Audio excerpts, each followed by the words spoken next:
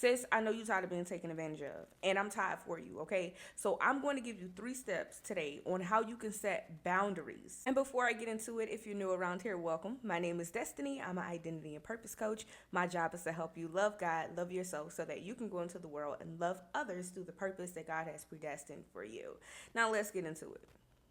So first thing first, what is a boundary? A boundary is a line. A boundary is a limit. A boundary is something that you put in place to help you understand where you begin and where you end. 3 fundamental components to having a boundary. The very first one is to recognize your limits. If you don't know what your limit is, you will get burned out here trying to give to people. Listen, your people-pleasing tendencies will have you out here being abused. You have to know what your limit is. You have to know what you can give and what you can't give. This is like a perfect example, right? So this is you and this is other people. When you have a limit on what you can give, this is essentially what you're saying. You're saying, I can only give you this much of myself without me feeling burnt out, without me losing me. This is a thing though. People who are takers, they don't care about your limits. So it's your job to stand on your boundaries. It's your job to make sure that you're not giving more than what you're capable of giving. This is how you become the person that people always call you for money to borrow, but when you need it, they don't have it. You become the person where when they need you to babysit their kids, you're available, but when you need somebody to watch yours, they're not available. You become that person because you give and you pour and you pour and you pour and you pour and you pour and you pour into people who are not even happy with what it is that you're giving them half of the time. They're still unsatisfied because they're still not filled. Moral of the story is when you pour your all into people, you are left empty and you are left drained. Now, who's going to pour into you?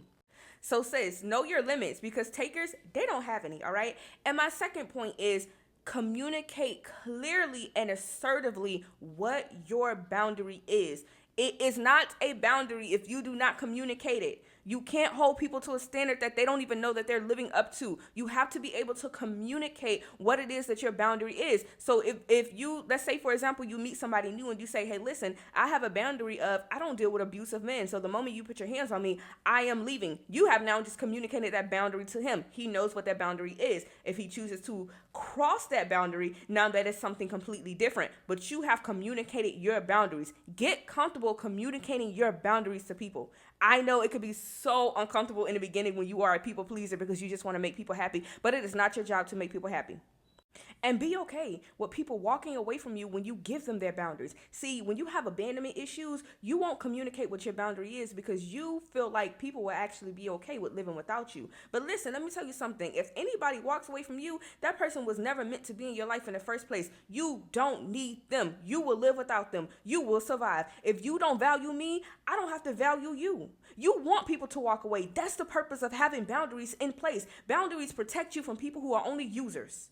Okay, listen, sometimes we feel so guilty about having boundaries and about communicating what our boundaries are. My boundaries are not to offend you. My boundaries are not personal. They're nothing against you. My boundaries has everything to do with me, my personal peace, my safety, protecting myself and knowing my limits and knowing my needs. My boundaries are not anything towards you. My boundaries are for me. So if you take my boundaries personal, that's an issue that you have to take up with God because I'm just letting you know where I began and where I end and what I can do and what I can't do. How are you offended by me letting you know that I can't do certain things for you because it's going to leave me drained?